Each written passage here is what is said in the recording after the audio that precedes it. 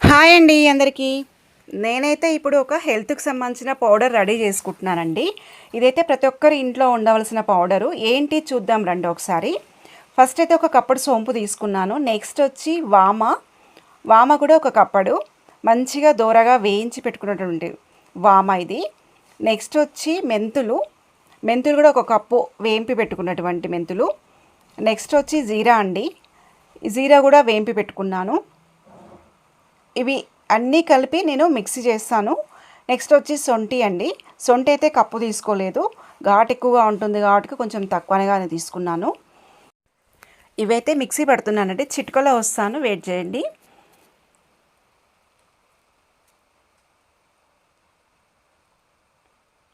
Mixie అయితే అయిపోయిందండి. ఇవన్నీ ఒక బేషన్ తీసుకొని లేదా పెద్ద గిన్నె తీసుకొని అన్నీ కలిపేస్తున్నాను. ఇవి ఎందుకు యూజ్ అవుతాయో చెప్తాను చూడండి. ఇంట్లో ఎవరికైనా గ్యాస్ ప్రాబ్లమ్స్